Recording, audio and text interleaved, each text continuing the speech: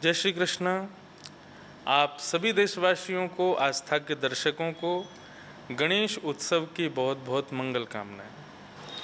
हमारे हिंदू वैदिक सनातन धर्म के एक प्रकार से कहा जाए तो अधिष्ठाता भगवान गणेश का ऐसा मंगलमय उत्सव पूरे भारत में मनाया जा रहा है। जो विघ्नहर्ता हैं, विघ्नों का विनाश करते हैं, ऐसे श्री गणेश जी को हम प्रणाम करते हैं।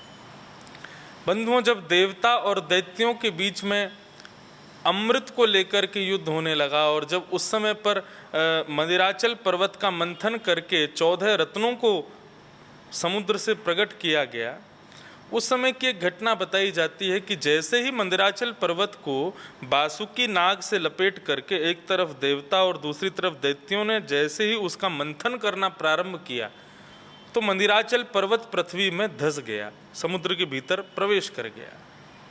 क्यों? क्योंकि नीचे तो रेत है, कोई ठोस वस्तु हो तब तो मंदिराचल पर्वत का मंथन हो पाएगा। तब समस्त देवी देवता दौड़े दौड़े भगवान गणेश के पास गए, गणपति के पास गए, बोले आप विघ्नहर्ता हैं, आप शुभ करता हैं, आपको वंदन किए बिना कोई भी कार्य सफल नहीं हो सकता।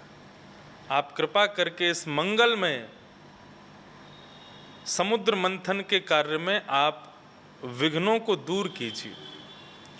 तो गणेश जी को ऐसे एक विनोद की बात आती है। गणेश जी मन में विचार करने लगे, कहीं हमारा लंबोदर देख करके ये ऐसा तो विचार नहीं कर रहे कि हम समुद्र में लेट जाएं, हमारे उदर पर ये मंदिराचल पर्वत रख करके फिर मंथन करें। तो गणेश जी तो घबरा गए। गणेश जी दौड़े दौड़े भगवान नारायण के पास गए और कहा कि मुझे ऐसा लगता है कि देवता मेरे उदर पर रख करके मंथन करना चाहते हैं। प्रभु, इतनी क्षमता थोड़ी है हम में। प्रभु श्री नारायण ने गणपति को आशीष दिया, बोले आपको कुछ करने की आवश्यकता नहीं है, आप तो केवल तथास्तु कह दिया कीजिए। गणपति की बात को नारायण भी नहीं टाल सकते। बोले आपने यदि किसी को कह दिया कि यहाँ कोई विघ्न नहीं आएगा तो उस विघ्न को दूर करने के लिए स्वयं मुझे भी जाना पड़े तो जाऊंगा, लेकिन आप केवल तथास्तु कह दीजिए। गणपति ने जाकर के समस्त देवी देवताओं को कहा कि आप लोग मंथन कीजिए, तथास्तु, मेरी कृपा है, कोई भी विघ्न नहीं आएगा।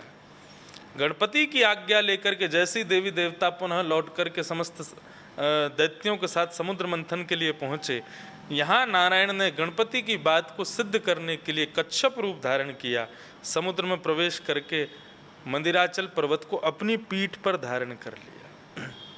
तो आज्ञा थी गणपति की, लेकिन कार्य किया भगवान श्री नारायण ने।